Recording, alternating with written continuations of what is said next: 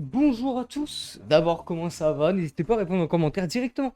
Voilà, je vous agresse, commentez, comme ça j'ai un max de référencement. Plus sérieusement, moi, ça va super bien, vraiment. Je pense qu'en une semaine, il n'y a jamais eu un aussi gros glow-up. J'ai passé une semaine excellente. Alors que pourtant, il y avait le bac blanc, il y avait les cours, en fait, au global.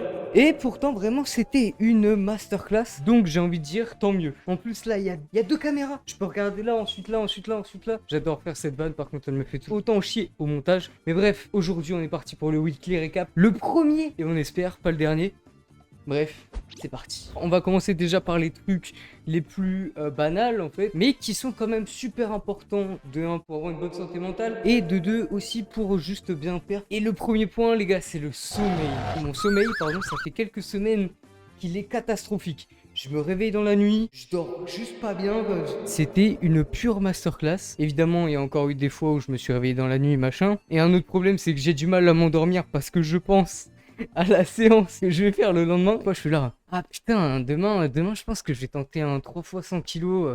Peut-être plus un 95 kilos. Je suis comme ça dans mon lit et ça m'empêche de dormir. Et pour être honnête, j'ai pas vraiment remis d'habitude de sommeil comme j'avais avant. J'ai pas le point le plus urgent à mon sens. C'est un point qui est très important, comme je l'ai dit pour perf. Mais c'est pas le point le plus urgent, étant donné que ce qui était catastrophique durant tout le mois de décembre et tout le mois de janvier, c'était surtout la diète qui rentrait dans mon corps et ce qui permettait d'alimenter littéralement la machine que je suis. Et donc là, je vous mets plein d'images des différents repas que j'ai mangés cette semaine. Et franchement, dans la semaine, ça a été plutôt qualitatif en termes de quantité, en termes de voilà. Enfin, moi, j'étais pas là en mode à avoir faim ou quoi que ce soit, tu vois. Et pourtant, je suis à peu près dans mes calories. Le mardi, où j'ai dépassé un petit peu de mes calories, mais sans faire exprès, et ça c'est juste parce que je suis teubé et que j'avais oublié de traquer mes desserts. Je m'en suis rendu compte à la fin de la journée, du coup bah forcément ça a monté un petit peu. Mais j'ai compensé le jeudi tout simplement en mangeant un peu moins. Enfin, j'ai même pas fait exprès, juste j'avais pas faim. Bon bah ça s'équilibre et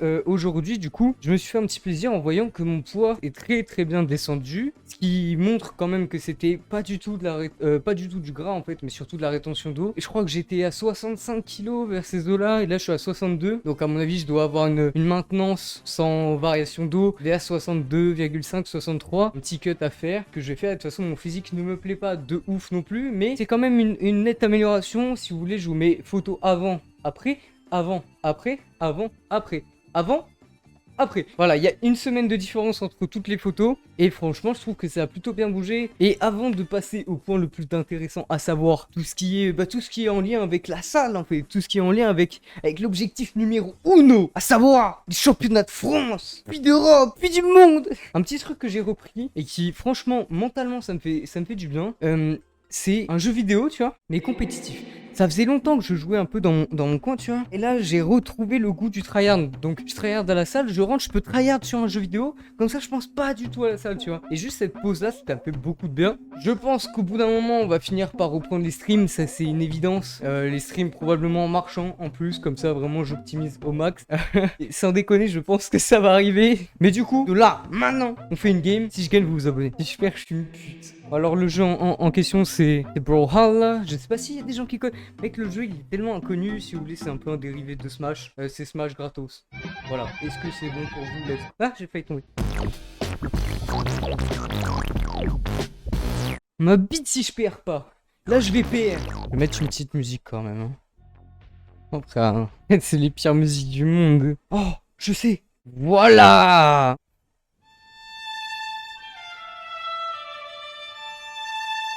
Loki.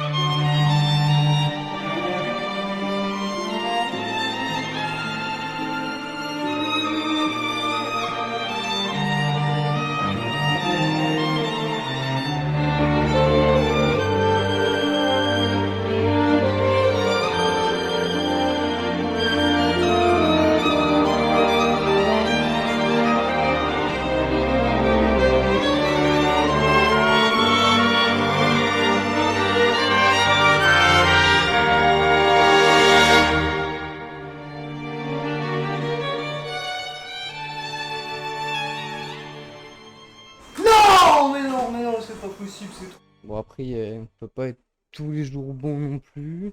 Il a pris le pire perso. Du coup, maintenant, on va passer à ce qui nous intéresse le plus, à savoir le training. Et vous allez voir que c'est plutôt intéressant et qu'il y a un truc qui va changer beaucoup de choses. Et quand je dis beaucoup de choses, c'est littéralement tout. Donc, on va faire par ordre chronologique. Du coup, la première séance, en fait, c'était du coup lundi. Et j'ai commencé, je me suis bien échauffé. Je vous ai filmé quelques exos. En même temps, du coup, à chaque fois que j'énoncerai une perf, je la mettrai là. Tout simplement, comme ça sera plus simple pour vous. Lundi, c'était une séance plutôt axée volume. J'allais taper dans des rep range un peu plus élevés, c'est-à-dire entre 8 et beaucoup, vous allez le voir. J'ai fait un 6, pourquoi, je sais pas. Mais du coup, mon top 7, je suis monté à 82,5 en x6. Donc voilà, ça reste une perf qui est assez sympa. Après, j'ai passé sur 80 kg et je me suis dit pourquoi pas faire un max de rep à 80. Donc j'ai fait 80 kg x 10 en posé, de la même manière. Ensuite, je suis passé en touch and go. Donc touch and go, en fait, la différence, c'est-à-dire que posé, vous allez, hop, tu fais ta rep, tu marques une pause, en fait, tout simplement. Et touch and go, c'est un peu plus la version muscu du développé couché, c'est-à-dire les mecs qui... J'utilise un peu le rebond de ma poitrine, mais j'en abuse pas non plus, tu vois. Je suis pas là à faire poum, où je relâche toute la tension. J'essaie d'avoir une phase excentrique qui existe. Après, j'ai fait 80 x 11. Donc on va me dire, oui, mais comment c'est possible? C'était déjà à l'échec sur 80 x 10, tu peux pas faire 80 x 11 après. Et c'est là.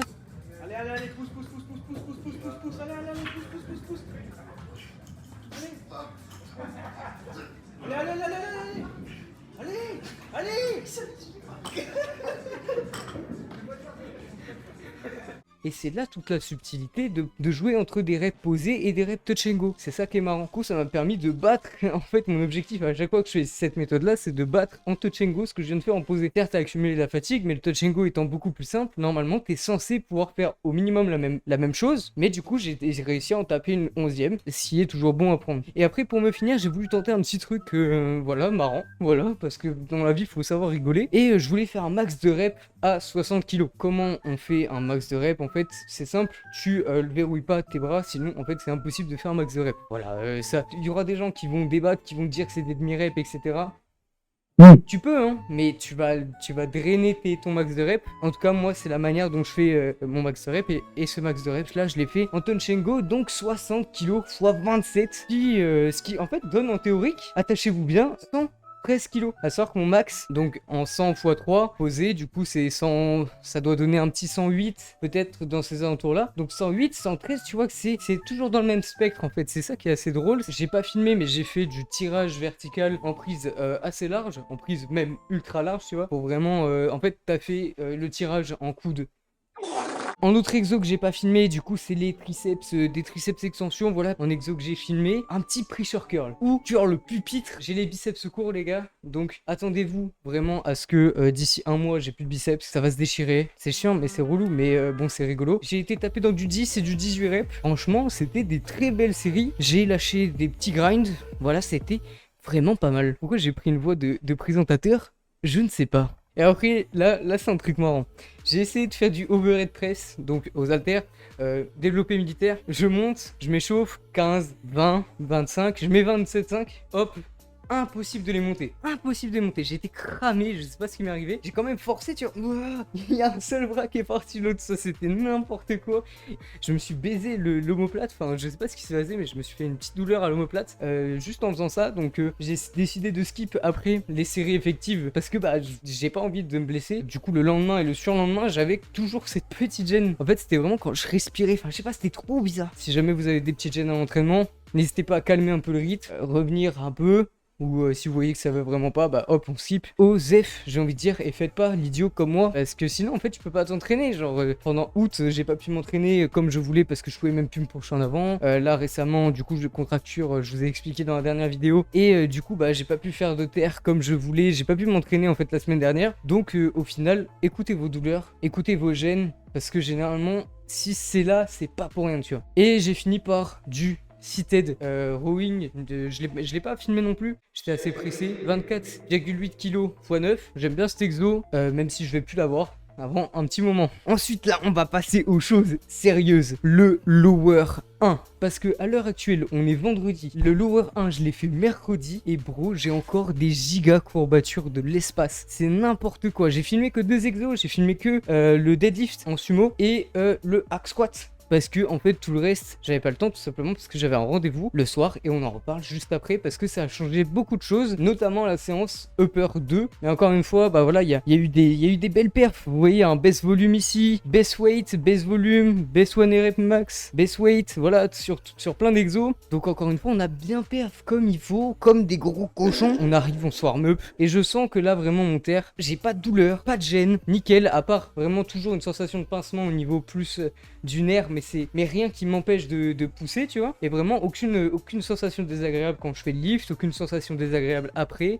Donc je décide de monter, voilà. Et là je me dis, ok, on va aller chercher un bon gros truc. Il faut savoir que avant ma contracture, je me suis fait un 160 kg x 8 reps. Vraiment eu du mal à passer. Et bon, elle a eu aussi du mal à passer, mais elle est quand même beaucoup plus clean. Donc franchement, c'est un PR de forme, c'est un PR de reps. Ça se prend quand même. Et franchement, je suis assez content de pouvoir perf autant sur du 160 kg, parce que cette barre de 160, tu vois, elle peut paraître rien, mais ça a été vraiment une des barres, mec, qui aurait pu me faire abandonner le power, parce qu'au moment où j'ai voulu commencer le power, tout a pris, bench, squat, 160 kg, dead, avril, mai, juin, je baisse, je remonte 162,5 en sumo, et là, la libération, et je me suis évanoui sur un 162,5, et maintenant je le fais en x8, pareil après 140 kg, x11, et après x10, donc franchement c'était des très belles perfs.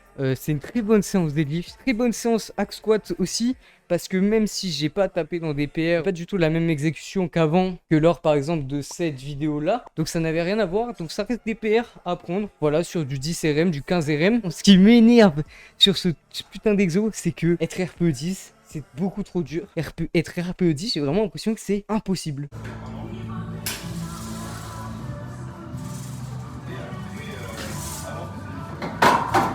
Les exos que j'ai pas pu filmer, donc Astugras split squat fait avec 17,5 kg par main, 12 reps, petit PR, avec une meilleure technique, en ayant un meilleur étirement du psoas et tout. Donc vraiment très bon exo. En fait, pourquoi j'ai commencé à intégrer cet exo, c'est parce que j'avais des très gros problèmes à mon psoas. J'avais souvent des douleurs au squat notamment. J'avais essayé d'étirer mon psoas, ça a marché, mais ouais, bof, tu vois. Vraiment, ça a bof marché. Du coup, après je l'ai renforcé, et ça a marché de fou. Mais du coup, en le renforçant, bah il était d'autant plus raide, et du coup j'ai essayé de trouver un exo dans lequel je pouvais à la fois le renforcer et à la fois l'étirer. Je suis tombé sur le Astugras split squat, mec, ça a été insane. Vraiment, j'ai plus de douleur au psoas depuis. Donc écoutez, si jamais vous avez des douleurs, en fait le psoas c'est au niveau au-dessus de la hanche, la douleur elle peut être localisée là à peu près. Donc si jamais t'as tes douleurs, enseigne-toi, ça peut venir de ton psoas. Mais on dirait je suis un jeu, je donne des conseils de grand frère, c'est trop bien.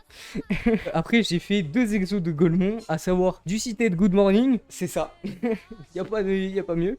Je l'ai fait à 40 kg, et mec, j'ai tapé des grinds de fou furieux. 40 kg pour 7 reps, et ensuite 30 kg pour 13 reps. Mais mec, les grinds, je n'ai jamais vu ça. Ça n'avait aucun putain de sens. Et ça m'a atomisé les adducteurs. Ça m'a atomisé un muscle chelou, je sais même pas c'est quoi.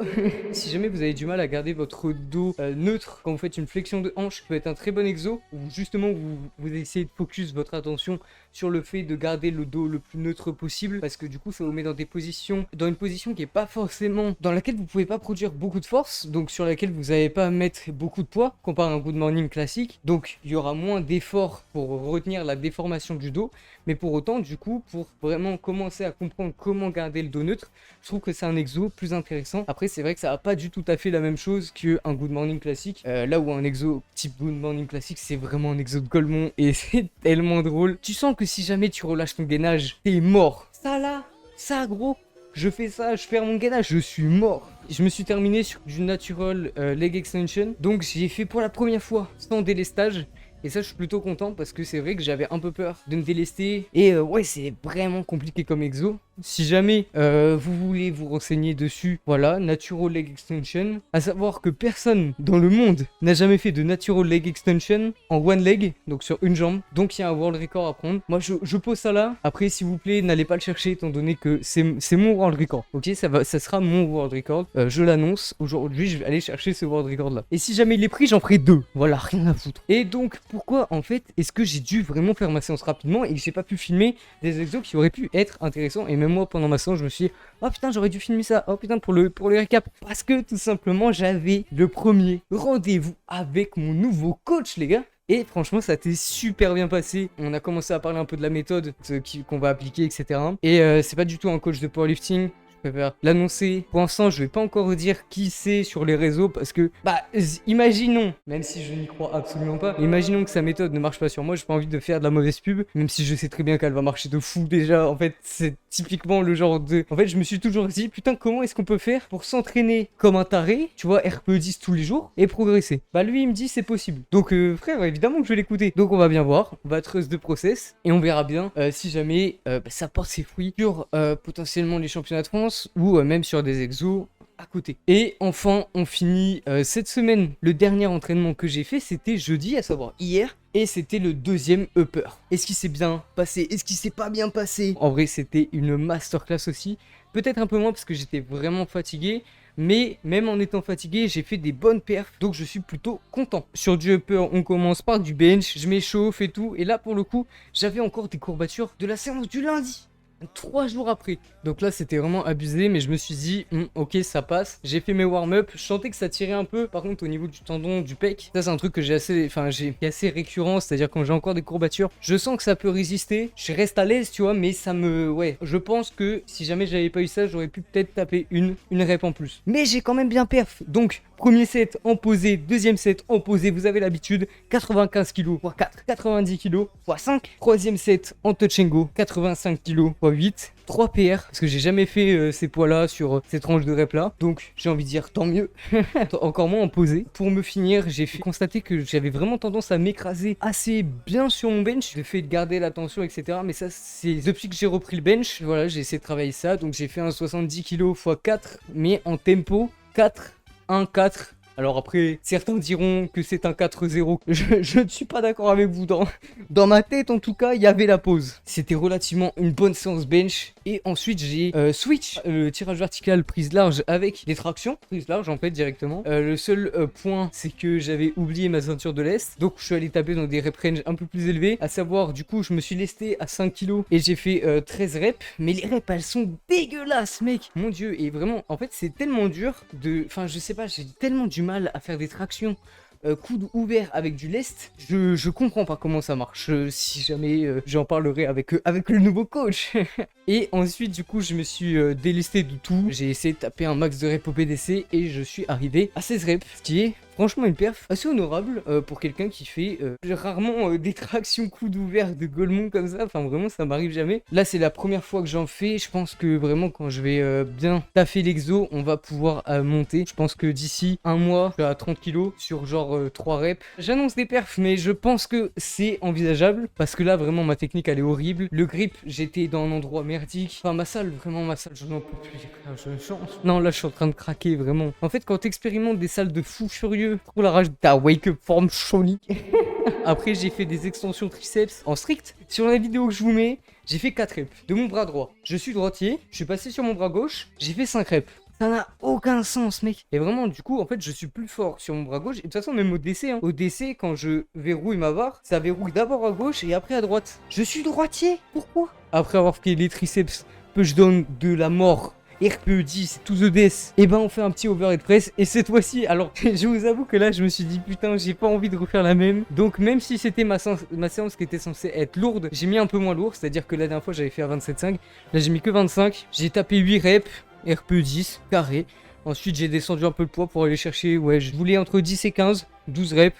Emballé, c'est pesé, voilà, RPE10 pareil, très très bonne perf. Et je me suis terminé sur du curl pupitre. Là mec, là j'ai dû travailler là j'ai dû me battre. Pour la simple et bonne raison que, objectif aujourd'hui, vraiment c'était lourd, tu vois, entre, mon top 7 je voulais faire entre 1 et, allez 4 sur du curl pupitre. Donc amplitude complète jusqu'au verrouillage des coudes. Je monte et du coup je me sens bien. Et dernière barre d'échauffement, 32,5 x 1. Sans que si jamais j'avais poussé, j'aurais pu en faire 2 voire 3. J'aurais pu taper déjà un PR avec 32,5 kg. Mais je me suis dit ok, c'est le jour du 1RM. Ça fait 2 mois que j'attends ça. Et du coup je me suis dit bah tout simplement va chercher ton 1RM. Va chercher ton 1RM, c'est rigolo. Et donc là je mets 35 kg.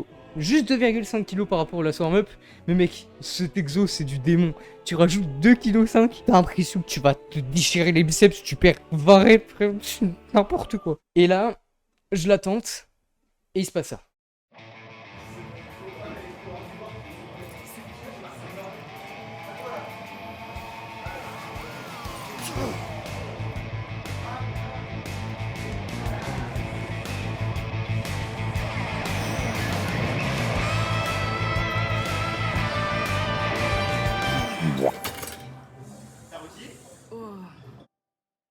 Ouais, je l'ai loupé. Mais vous savez, quand vous êtes quelqu'un de borné, quand vous êtes moi notamment, vous dites pas ah j'ai raté, bon bah je baisse la charge et je refais. Vous dites non ça peut passer et je remets la même charge.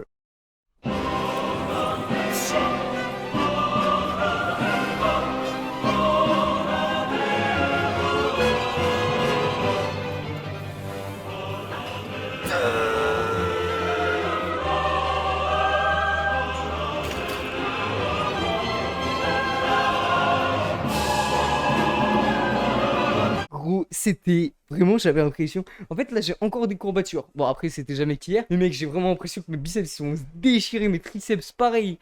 Mes pecs. Mes pecs, ça va.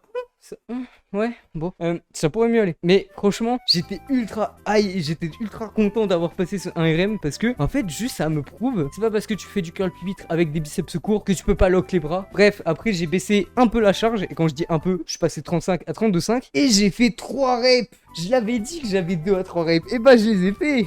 Après un 1RM. Et après, je me suis dit, bon, on va vraiment descendre. J'avais déjà mon 10 RM, donc je suis allé chercher un 13 RM et j'ai fait 25 kg x 13. Ma séance s'est finie là-dessus en beauté. Que dire de plus, à part que c'était une séance masterclass. Voilà, 3 séances. La 4e, c'est demain. À l'heure actuelle, j'ai encore des courbatures. Je sais pas vraiment comment gérer. Je sais pas vraiment encore quel reprenne je vais aller chercher demain. Si jamais je suis vraiment à mon prime, rendez-vous demain pour un 1RM.